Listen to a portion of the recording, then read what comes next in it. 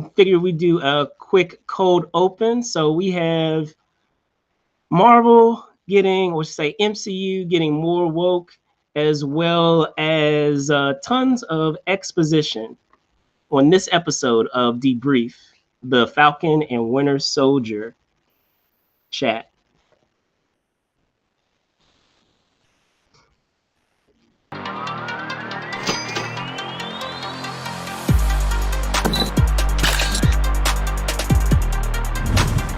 You're good. The intro's on. They can't see me.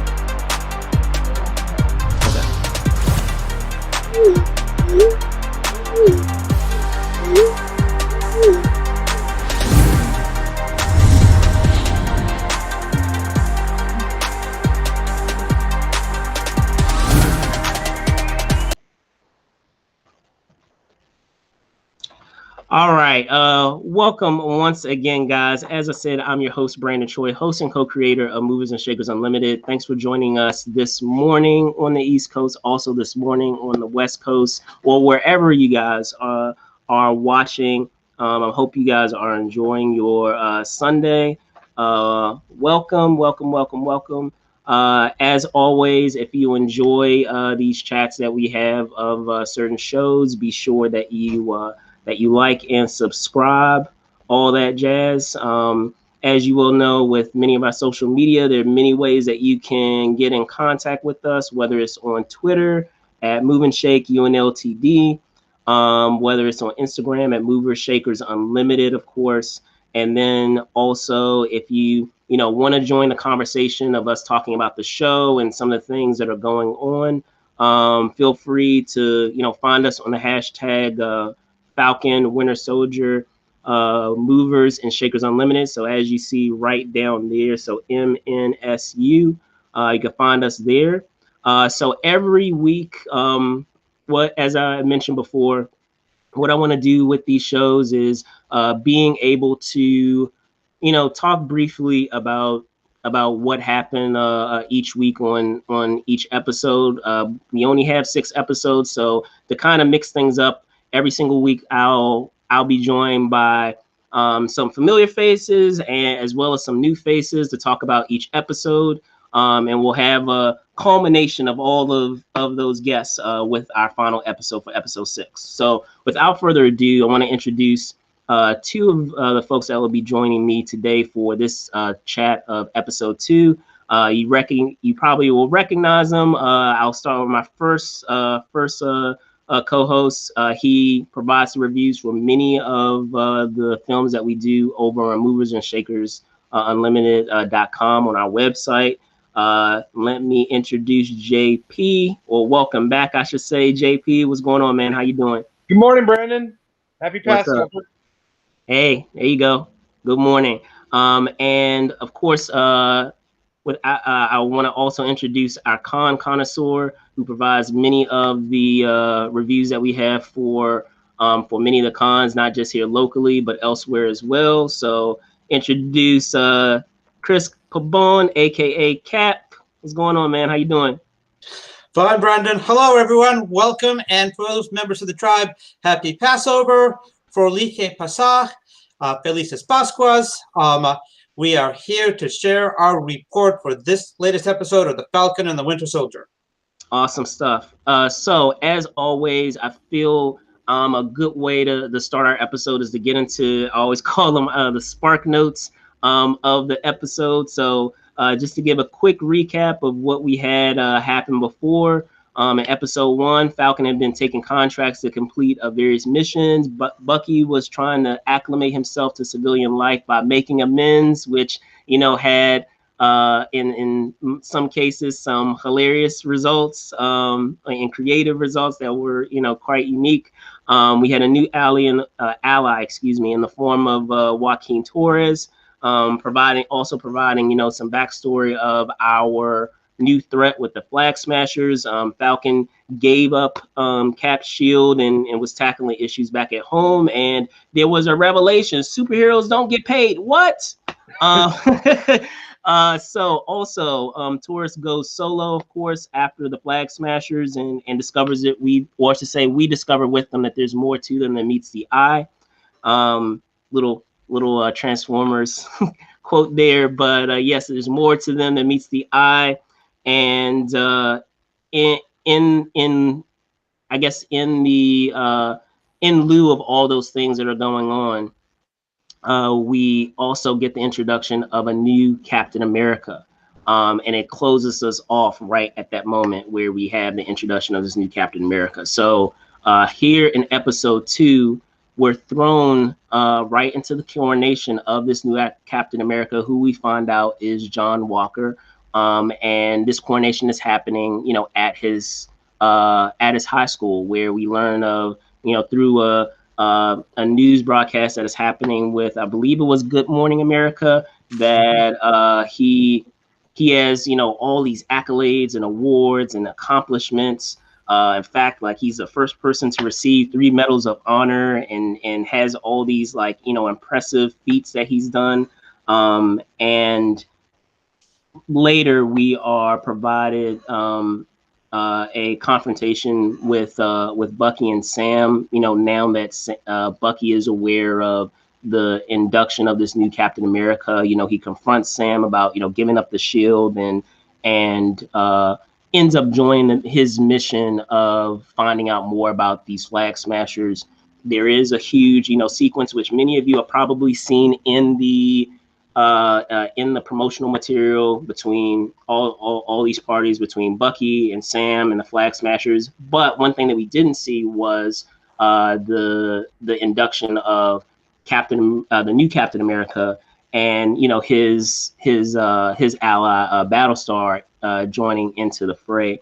The thing that was interesting is that we see that John Walker is, or our new cap he's able to hold his own, but the Flag Smashers still managed to get away.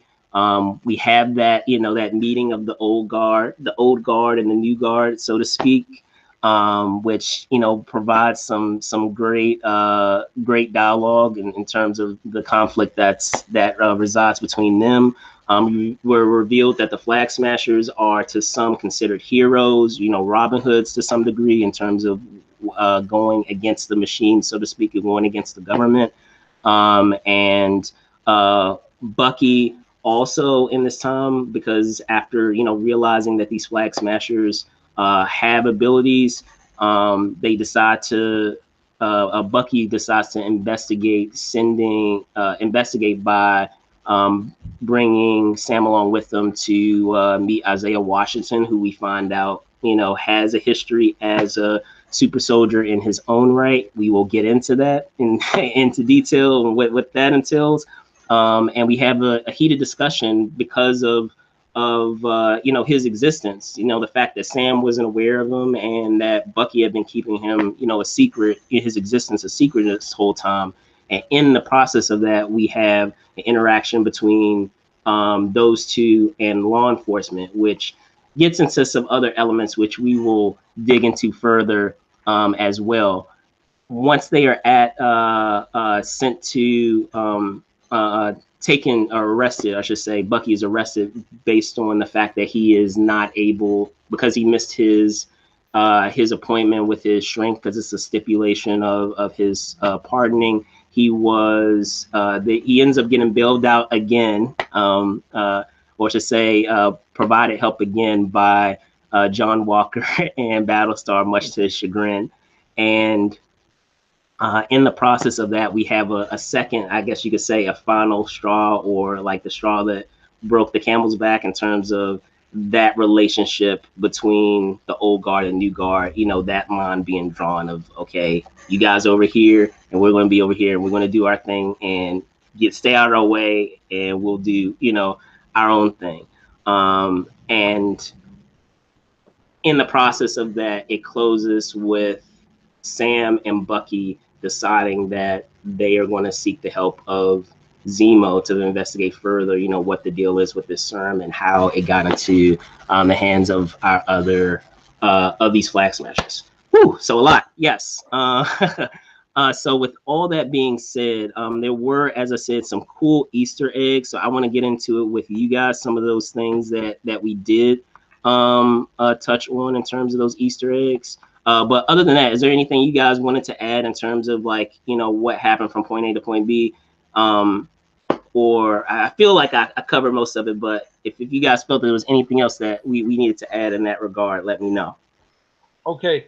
Well, a couple things about John Walker at the beginning. Yes.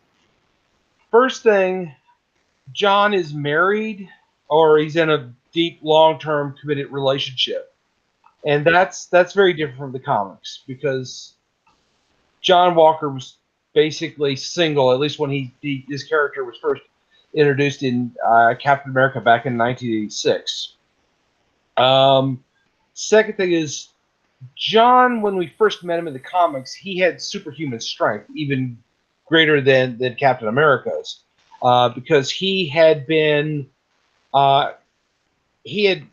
basically, and this gets into something that the Flag Smashers mentioned. He had met up with a guy called the Power Broker, who they mentioned, and the Power Broker gave him super strength, him and Battlestar super strength, and to work off the debt, they had to go work for an organization called the Unlimited Wrestling Federation, Right. Which was featured in both Captain America and the Thing's solo run comic book.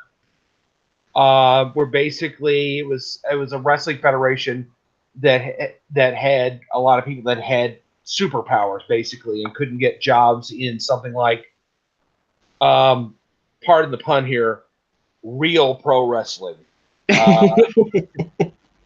So after the Unlimited Wrestling Federation collapsed, Walker and Battlestar were kind of on their own, and they decided to become the Super Patriots, and they started basically bashing Captain America in the media that he was too old, that he was out of touch. And so in the comics, Steve was finding out that the government wanted to regulate what he was doing as Captain America more often, and he didn't like that, so he chose to leave. And so this organization made Walker the new Captain America for a time. All of which is obviously very different from what is going on the show. Walker says up front, I don't even have superhuman strength. I don't have Tony Stark's fancy devices, and I'm not Dr. Banner. But, you know, obviously he is an amazing soldier. But I have to wonder if they're going to give him super strength at some point. I have a theory on that. I will get into it with on one of our topics, but Chris, and that's actually a great segue. As you said, we were talking about you know, John Walker. Before I hop into some of the other Easter eggs that we have, was there anything you wanted to add, Chris, on that topic of John Walker? Yes. First of all, I'll start off by saying I liked episode 2 because we finally get to see the interaction between little show and tell here between the Falcon and the Winter Soldier on screen. So nice. I like seeing that. Can you put that up one more time? Put that up real quick one more time. Of course, I'll put it up like, you know, back to back. All right, cool stuff. A little bit of comic book history for our viewers out there. So John Walker is interesting. In the comic books, as Josh referred to, he really is quite a jerk. And he does take over the mantle of Captain America for a while. And then when Cap retakes it, he becomes the U.S. agent. So the portrayal that we're seeing right now is very different from the comic books. I will say that for a soldier that was just recently on active duty, I think his hair was a little long. I don't think that cut was regulation. But moving forward, we will see what happens with him. We have to remember that he is a soldier, but he's a soldier from a different era. And I think that's going to come into play in the comparison to Captain America, because Steve is a soldier from the World War II era, where you knew who your enemy was. There was open warfare. But in John Walker's time, you know, the enemy is a little less clear. The conflicts are more micro-segmented, if you will. It's more the war on terror. So, yes, he is Captain America now, but he is definitely a different soldier than what Steve Rogers was. So I think that's going to come into play in episodes ahead. And also just a slight note that we probably won't see it in the TV series, but John Walker really butts heads a lot with Clint Barton, aka Hawkeye. So it would have been interesting to see Hawkeye appear in this series, but I'm sure it's not going to happen since he's prepping for his own limited series later on. Yeah. For sure, for sure. So just hopping gears with some of the other Easter eggs, as many you guys just mentioned, we did have some Easter eggs regarding. We had that Easter egg of John Walker, who also becomes a U.S. agent. But I'm going to get into that because I definitely have a theory on what that arc is going to be. Based on what I know how Marvel likes to do things. I don't have any proof of this, mind you. It is my theory, guys, so take it with a grain of salt. But for those of you watching out there, but I do have an idea of what could come of that. But as I said, there are far more Easter eggs that they get into outside of U.S. Agent. We also have Lamar Hoskins, who is a Battlestar, and you know that character. And what we have in the comics with him. I don't know if you guys, have delved deep into who he is. I have a brief idea of like his history, but if you guys wanted to share any details about that before I get into any of the other Easter eggs that we had featured in this episode, that were pretty cool. Well, just going back to what I was about to mention about I said about the power broker. Right. And of course, we had the Flag Smashers, the leader of the Flag Smashers, shout out.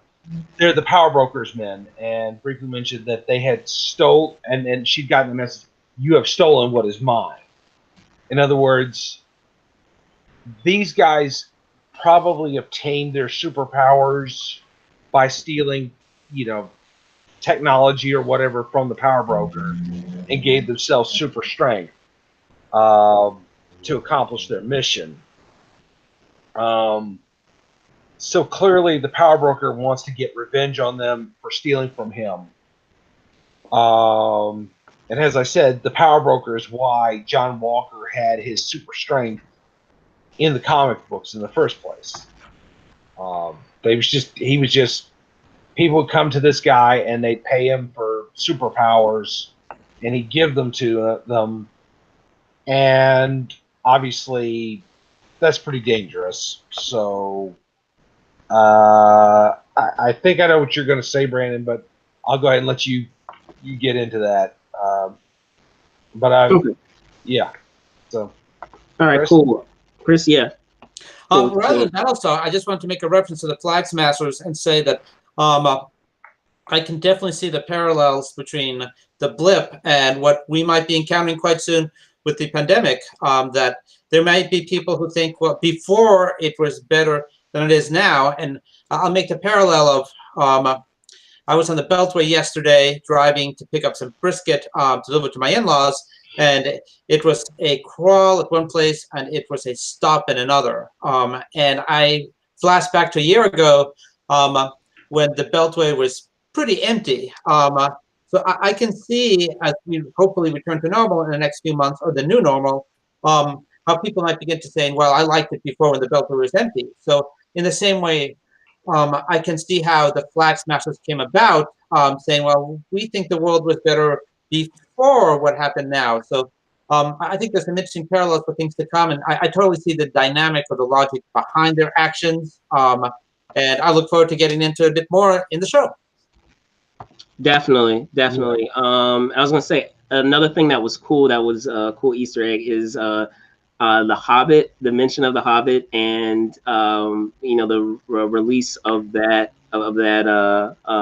book, and how it was used in the episode, where it was just used as kind of like a one-uppance between like our what you normally have in like a buddy action comedy, where like they're trying to one up each other and say, well, you know what, like I did this first, so I did this better than you, and having that dynamic of, to be fair, he is that old, Bucky is that old, so of course, yeah, he read the Hobbit before anybody else did.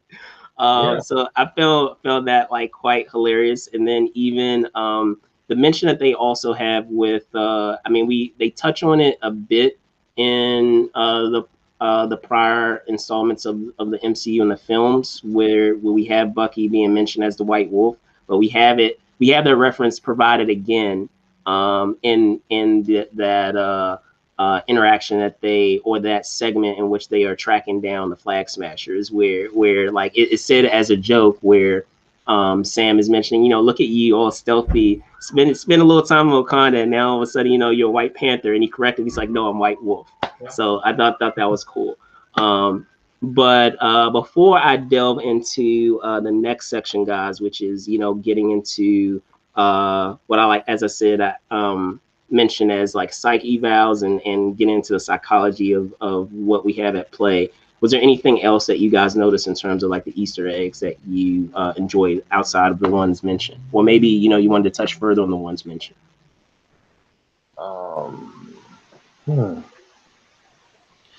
No, Chris, did you notice anything? I was going to say not an Easter egg, but I did later on want to touch upon how that the scene set in Munich, Germany is not really Germany. No. Okay, cool. And Josh, all set? Was there anything? Okay, all right. So hopping into, as I said, the portion that I like to call Psych Evals. What I wanted to delve into first was just the psychology of what we have with John Walker.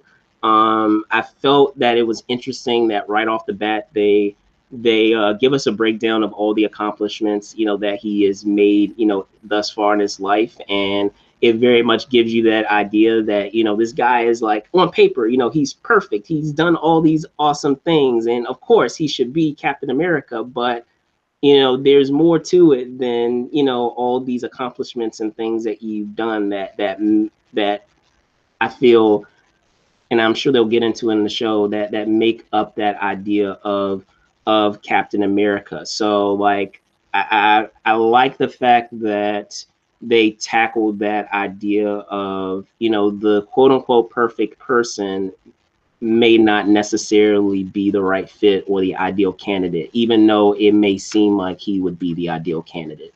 And then I also liked that idea that they really paint him as that person who he's basically been thrust into this position, and even though we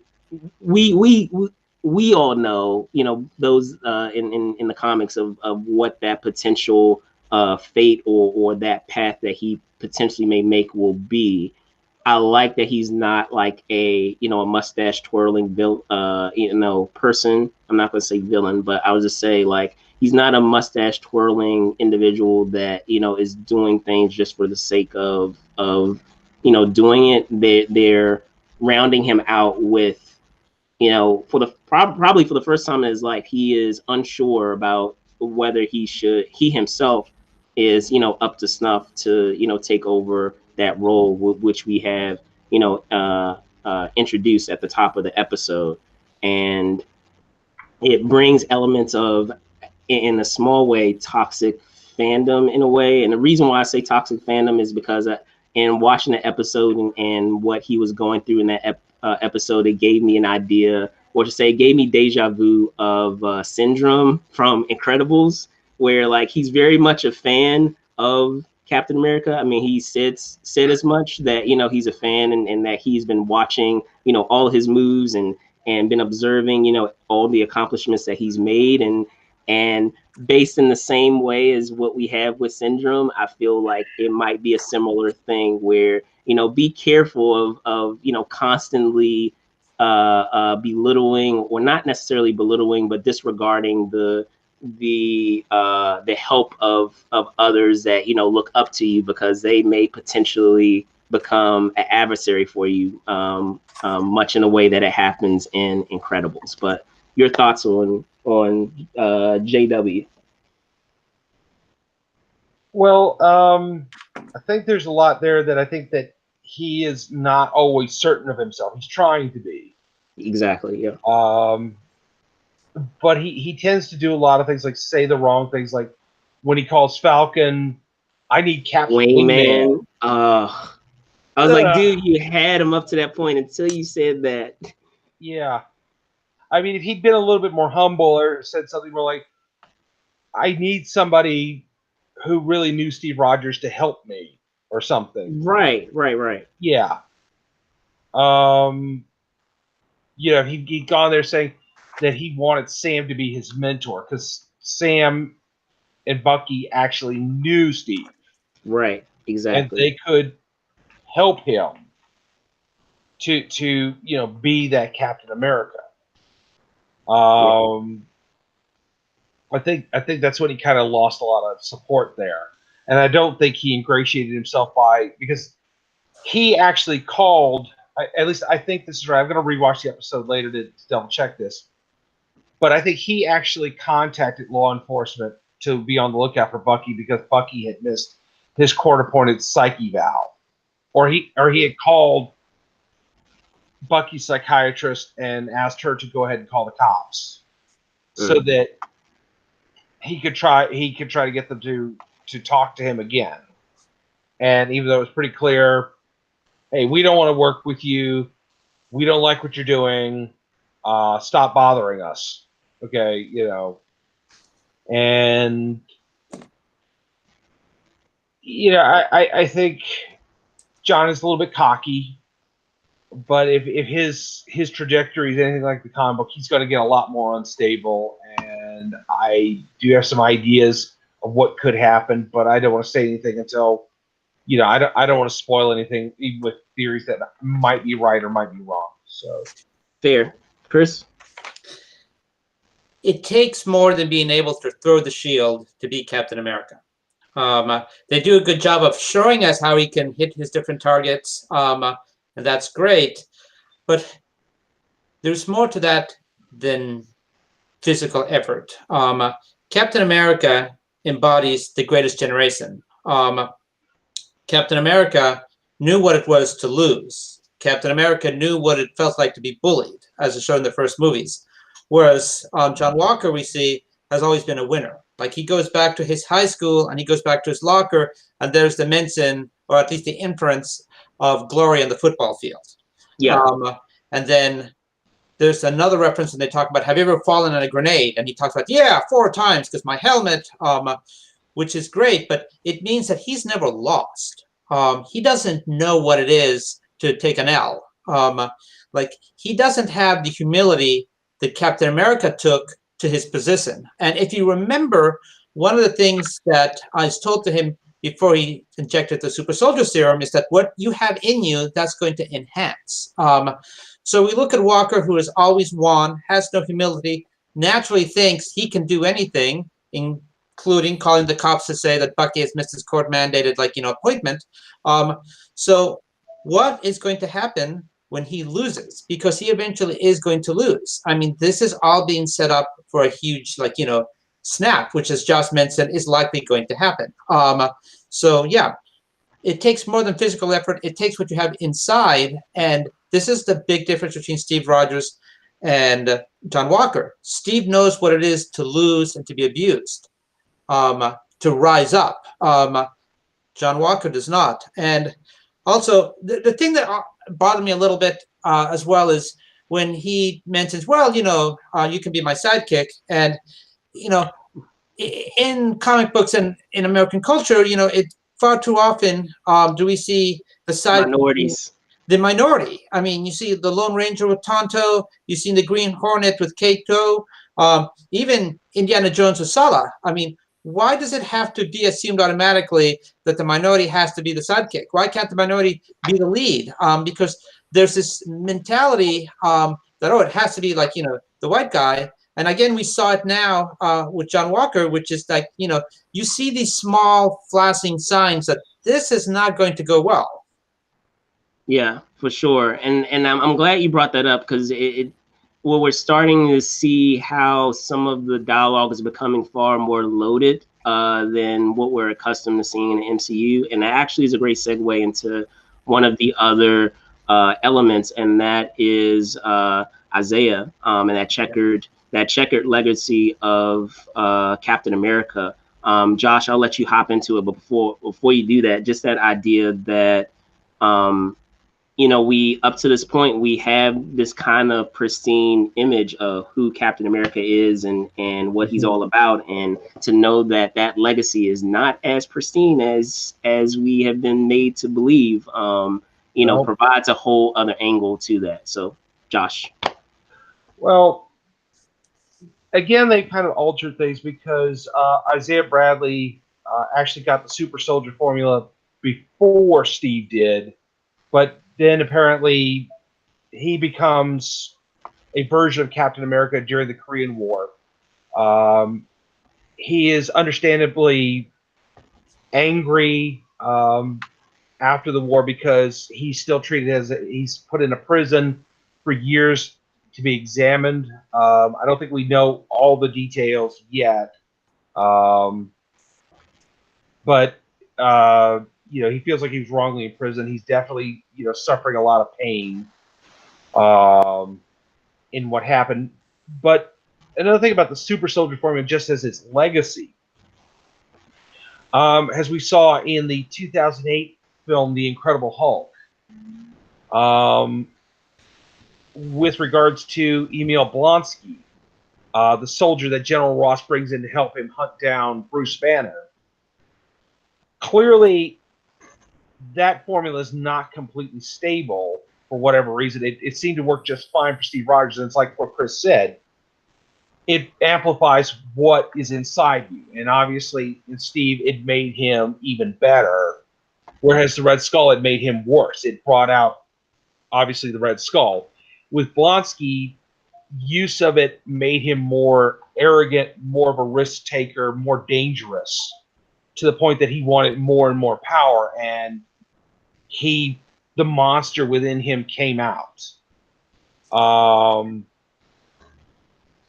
So it's like you said, Brandon and Chris, the idea that Walker's a man who has never really lost, that has always been like the chosen one, who's, I'm not saying he hasn't suffered, he probably has, but who's never suffered on a level that Steve Rogers would understand.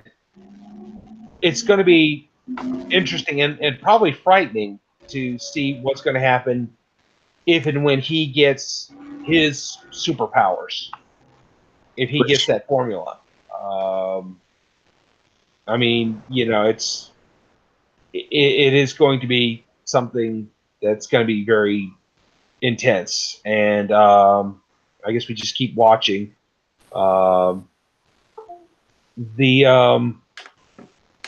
I think I want to add, though, that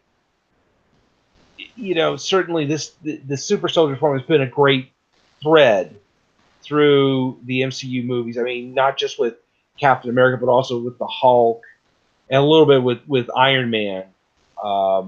This idea that Iron Man's dad was involved in the making of this particular serum, and how that has come about. Again, we've gone sort of full circle again with this particular thing, and obviously we're going to touch on it some, I think, in the Black Widow also, and I think, and also in the upcoming She-Hulk series too, probably. So, Chris, do you want to add anything to that?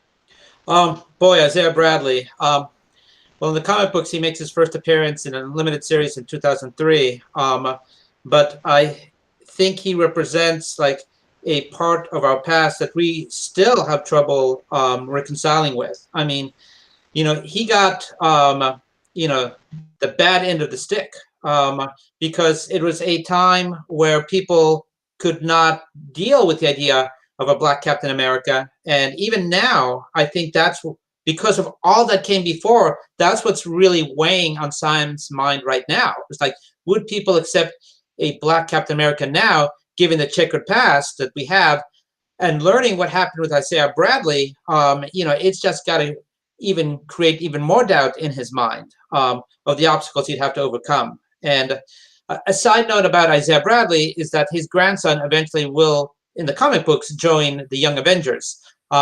which we seem to be building towards in the Disney Plus MCU, because we had the appearance of one of those kids, and now we see Isaiah Bradley and that little kid that talks with Steve and Sam. I mean, Steve and Sam and Bucky before. Either him or someone else was probably going to turn out to become Patriot. So I like how behind the scenes, just at the edge of our peripheral vision, you can see that Marvel is already working, is beginning to set the pieces for the next stage of the MCU. So that's pretty admirable. Yeah.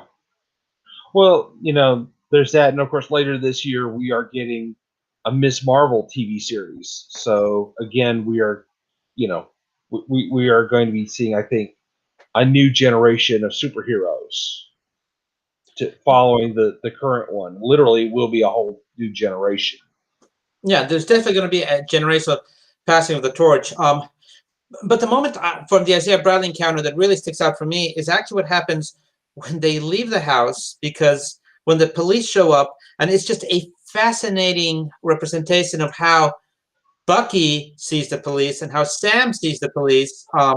And Bucky's like, well, of course, just show me your ID. And that's not really how it works. And even right now, we're still struggling with this, with the police and how they treat minorities opposed to how they treat white people. And it's still something we're struggling with today. So I really applaud them for showing this instance on TV, that how one person views the police and how another person views the police, because this is a problem that we can't ignore, that we have to accept, and we have to deal with it and find a solution. Yes. And I think that in that regard, there. Well, we probably won't be able to get into it right here, but one thing is, there is such a thing as innocent before being proven guilty, and certainly, Sam and Bucky, having a heated discussion in the middle of the street, and the police officers coming up to them and, oh, you're Sam Wilson, you're the Falcon. Oh, it's cool. Don't worry. Cool now. But what attracts them, it's like nothing has actually been done. It's two people having an argument in the street, but because it's a black guy and a white guy, all of a sudden they assume the worst. Like, oh yeah, we got to stop the black guy. I mean, yeah. How would they know that the black guy started the problem, that it wasn't the other guy's fault, that this is going on? And, obviously Sam is very upset because he didn't know about Isaiah. Mm-hmm. Steve didn't know about Isaiah. Bucky never told either of them. Bucky seems, obviously probably something like General Ross knows about Isaiah. He probably does. Yeah, well, he's become the real smoking man of the MCU. Have you noticed? Yeah. From the X-Files. The question is, does Nick Fury know about Isaiah? Most likely. As Tony Stark once said about him, Fury's secrets have secrets. Fury's secrets have secrets, that's right. Yeah, so he definitely knew about him. What's interesting, Isaiah, in that moment, did you see him pick up the case and throw it against the wall? I mean, the super soldier serum is definitely still coursing through his veins. Oh yeah, yeah. He still has the power. And speaking of, for those people who might have heard a familiar voice with Isaiah, he is also known as the voice of the Martian Manhunter in the classic Justice League and Justice League Unlimited. Oh, I did not notice that, but that's a good point. Yeah, which he actually played in Supergirl up until last season. He played the father of the current version of in the Arrowverse of the Martian Manhunter. So if you looked at him and you thought that voice sounds really familiar, yep, he's John Johns from Justice League and Justice League Unlimited. Great cartoon, by the way. Which is celebrating 25 years next year. Oh, wow. Has it been that long? Is it 25 years? No, 20 years. 20 years. I was going to say, yeah, because I remember the first time I saw that. There was such a big deal about it. So what I liked about, not to defer too much, but What I liked a lot about Justice League is that they didn't go with the Hal Jordan Green Lantern. They went with John Stewart Green Lantern. So I really like that nod to like inclusivity that they had back then. Again, showing why it's such a animated series was so forward thinking. But yeah, again, the notion that it kind of goes back to what I was talking about, sidekicks. Like, the white guy has to be the main guy and the minority has to be the sidekick. Why couldn't it have been like the white guy molesting the black guy in that scene? But automatically the police think, oh no, it's got to be the black guy. Like, and that's a mentality that we still struggle with right now. And we have got to fix it. And it's going to take a lot of effort. I think, well, it is something that there is no easy fix for. But,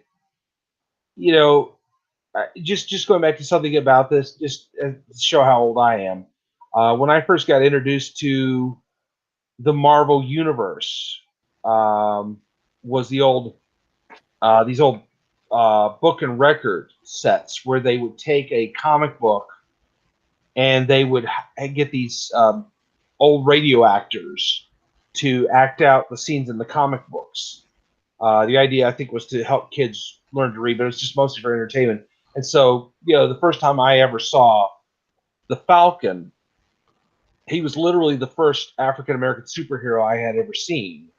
This, of course, was in about 1974, 75.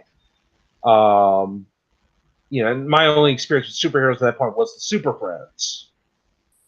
Before they obviously they brought in Black Vulcan.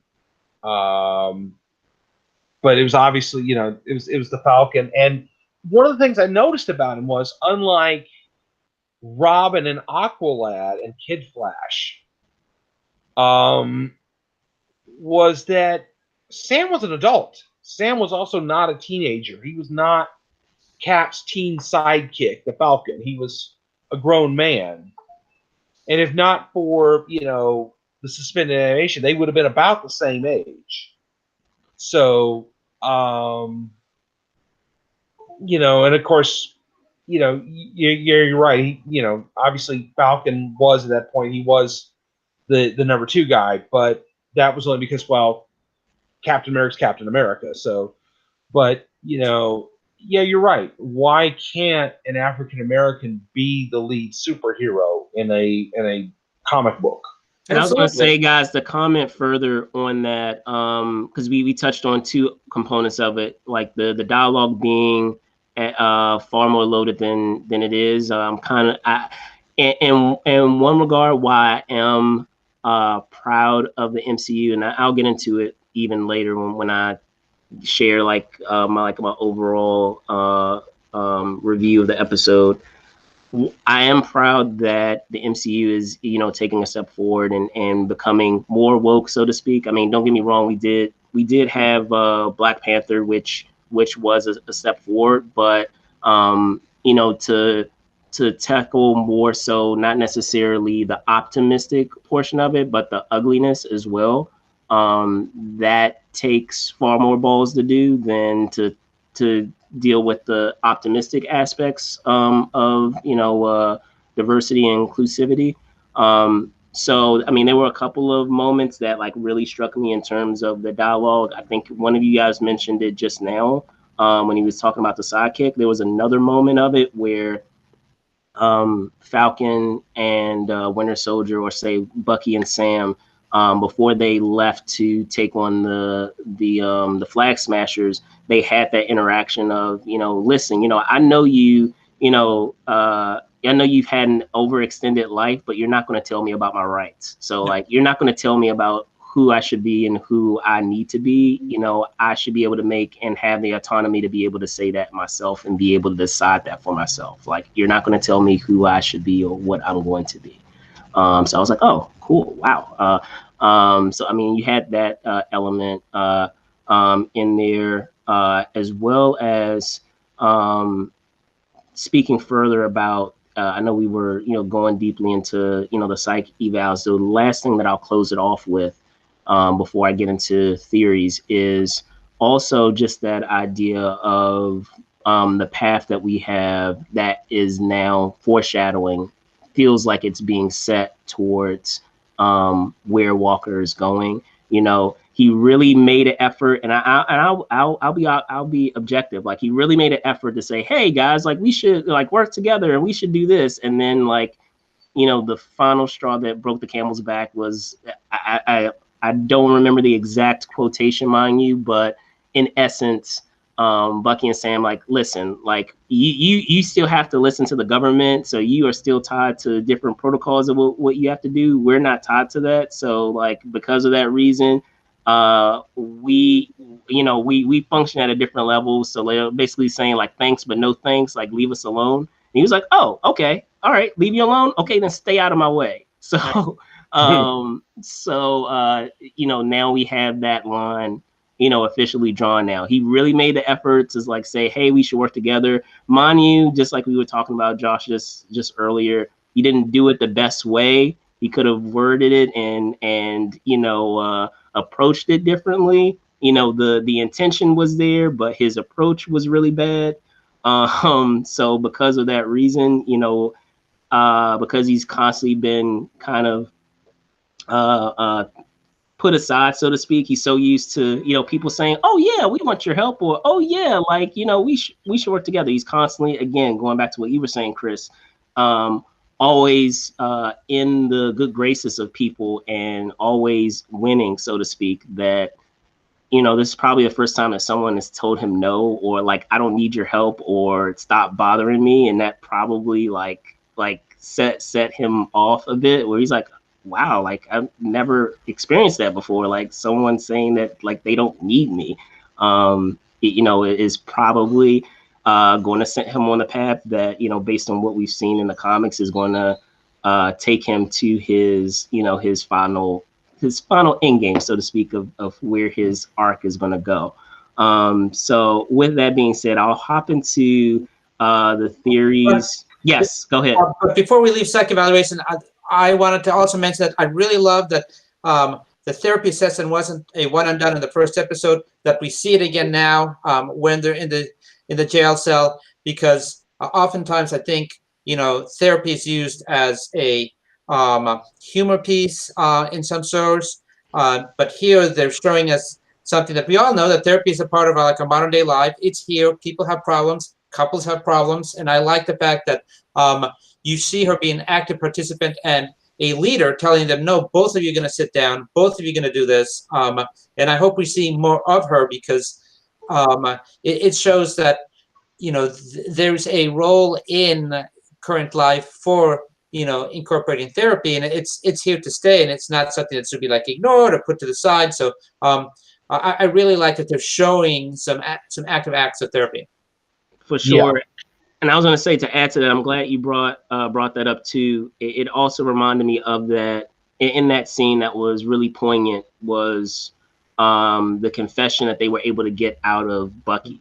Like, what was like really eating away at him, more even deeper than because it seemed like such a, you know, a basic thing that he would be upset that Sam didn't take the shield, but the fact that he didn't feel that he was worthy of the shield made it, you know, brought him to the conclusion that he wasn't worthy of getting redemption himself. So I thought that was really good, that they were able to get that out of, you know, his psyche and where he was coming from. And it was like, wow, like that's really deep. That's messed up. Like, you know, that it's, you know, it's almost like living vicariously through someone else. Like, he doesn't have the value of himself or the autonomy of himself to feel that he has value or he has something to bring to, you know, to the table. And it bothered him that, you know, his friend who believed in him and believed in the good in him, if a person that he designated should take over his role didn't feel like he was worthy, maybe the thought process of him believing that he could be redeemed again, you know, wouldn't amount to anything either. So all right, so theories and what ifs. One thing that I it's always interesting. I always enjoy when it comes to dialogue and scripting. You know, when Caesar Planet, Marvel is very good at this, but I'm just saying in general, just as a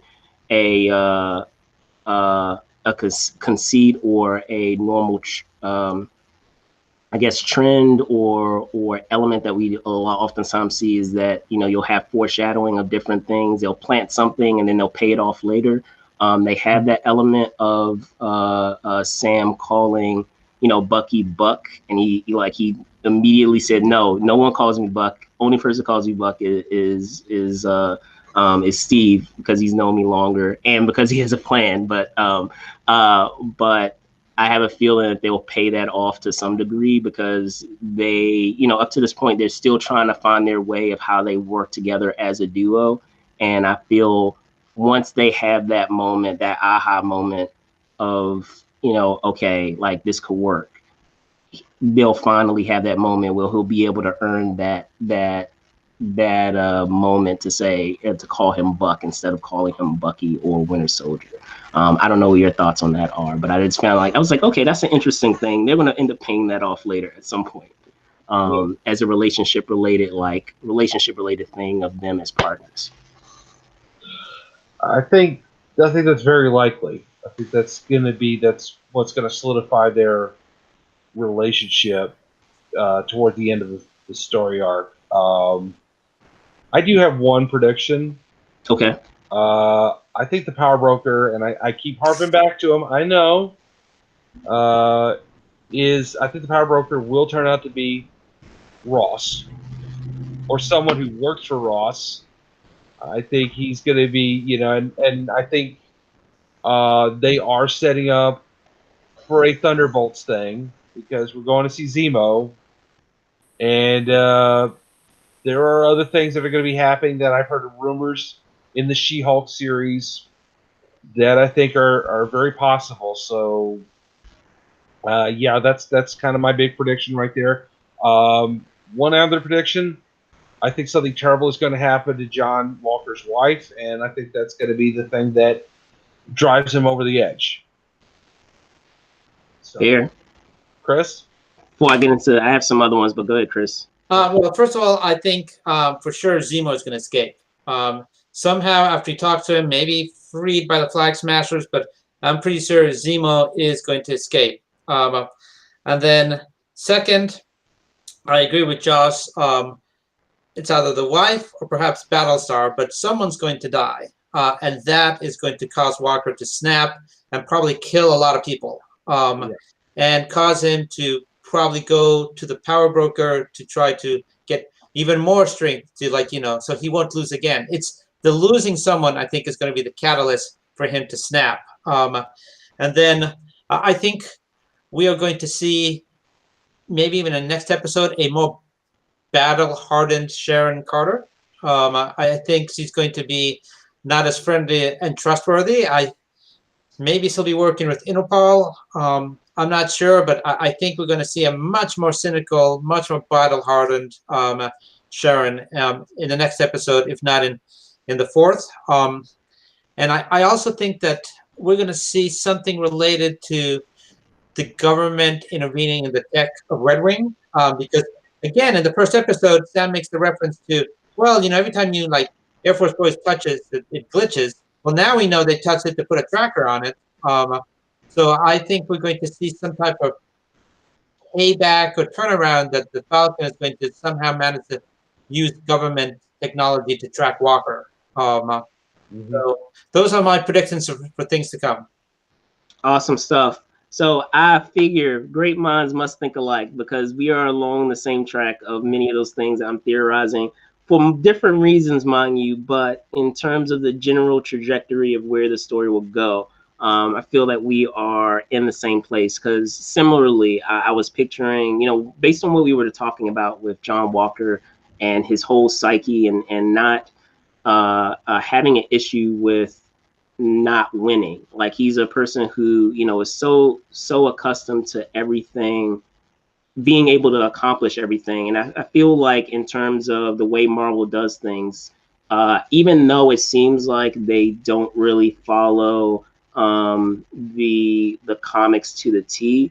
They, for those that are eagle-eyed fans, they still try to hold the spirit of the way the story goes a lot of times. And so in thinking of the different monikers that I'll just to shorten, I'll just call him JW or JDub. So in thinking of that trajectory of the different monikers that JW had in the comics, because if I remember correctly, he was Super Patriot, then he became Captain America, then it moved to U.S. Agent, and in thinking of that trajectory, I'm thinking of it along the lines of, yeah, he doesn't have the super soldier like you were saying, Josh, but in thinking of all the accomplishments that he's had, he is a super patriot. He is, what you envision as like the all-American guy that, has accomplished all these great deeds and these great things. And so he is super patriot in essence and spirit.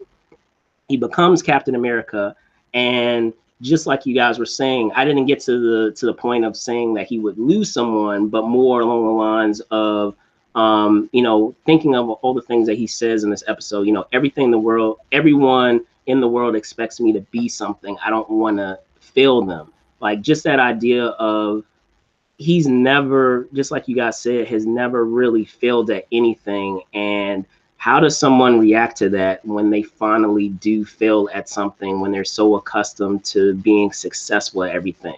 Like, sometimes that can have like really scary results because they're not really used to losing.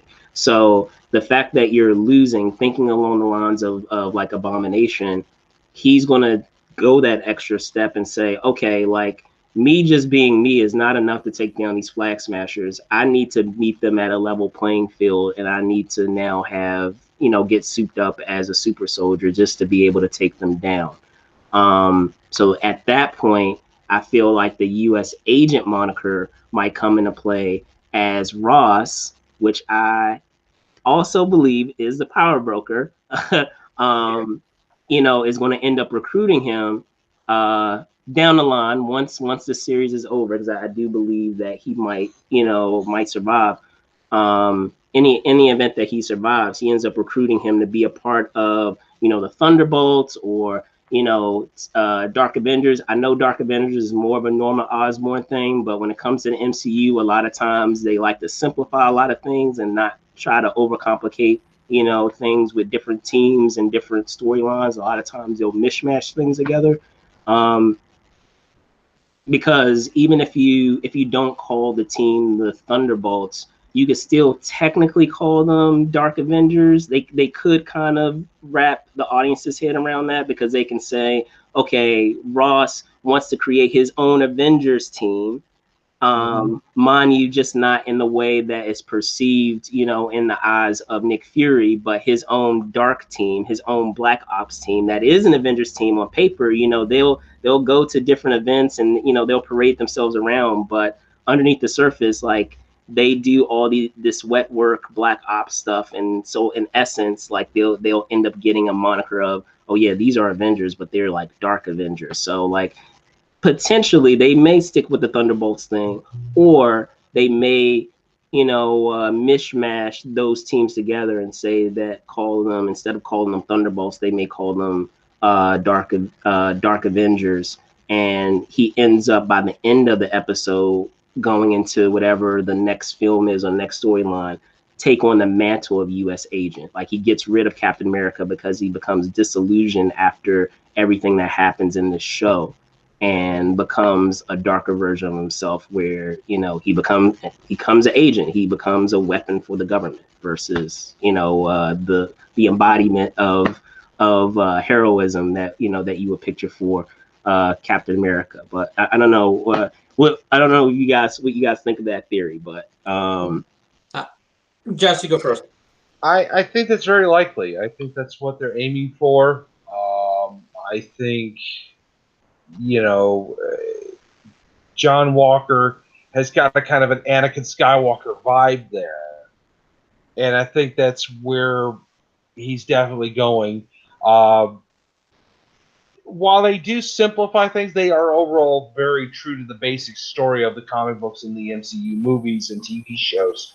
So I think it is, I think you're right. It's going to go that way. I think General Ross is going to be Palpatine to Walker's Anakin, and you know, I think as someone who's a lifelong Hulk fan, I like that because I've always thought that, you know, Ross is a good villain.